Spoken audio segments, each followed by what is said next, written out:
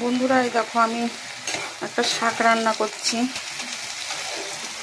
এগুলো অনেক খুঁজে খুঁজে আনতে হয়েছে। তাপস আছে বলে, সুজাতা তাপস, ওরা বাজারে দিকে ওদের দোকান যায়, ওরা নিয়ে আসে। কালকে এনে দিয়েছে আমাকে। এটা হচ্ছে ঢেঁকি শাক। ঢেঁকি শাকে তোমার হচ্ছে অনেক দিন আমার শ্বশুরমশাই থাকতে আমি খেতাম, বাবা নিয়ে আসতেন। তারপরে একদমই বন্ধ হয়ে গেছিলো, সেইটা আবার নতুন করে শুরু আর কি। এর আগে একদিন করেছিলাম, সেদিন এমনি ডালের মধ্যে করেছিলাম মনে হচ্ছে, যতদূর সম্ভব। ডাল একটু সেদ্ধ করে নিয়ে, অর্ধেকটা সেদ্ধ করে নিয়ে তারপরে। আর আজকে একটু অন্যরকমভাবে করেছি। সেটা হচ্ছে পেঁয়াজ রসুন ভালো করে কুচিয়ে নিয়েছি।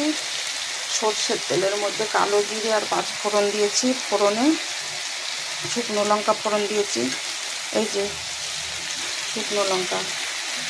তারপরে আবার অল্প ছোট ছোট করে বেগুন কেটে নিয়েছি। বেগুনটাকে খুব ভালো করে ভেজে নিলাম পেঁয়াজ রসুনের সঙ্গে।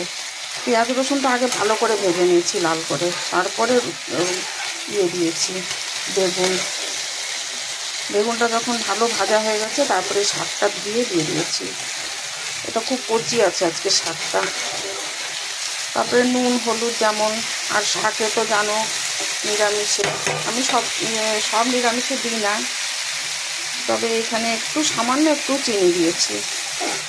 তোমরা চিনির বদলে গুঁড়ো দিয়ে দিতে পারো। আমি আখের গুড় দিই, আমার কাছে থাকে, আমি যেহেতু আখের গুড়টা খাই এখানে নিয়ে আসা থাকে, কিন্তু হাতের সামনে চিনির কৌটো পেয়েছি, দিয়ে দিয়েছি।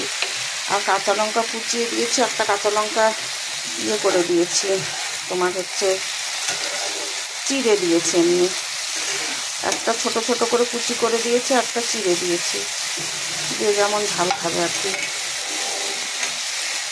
এখনও রান্না পুরো হয়নি, পরে দুপুরের ভিডিও দেখাবো।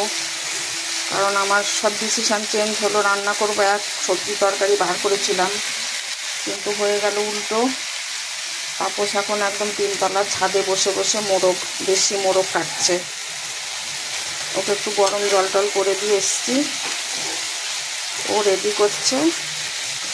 নিরামিষ রান্না করব ঠিক করলাম, এখন আবার মোরগ রান্না করব।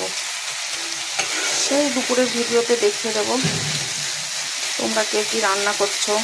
দেখো কি সুন্দর মিশে গেছে একদম। ঢাকা দিয়ে শাকটাকে ভাজা করে নিলাম।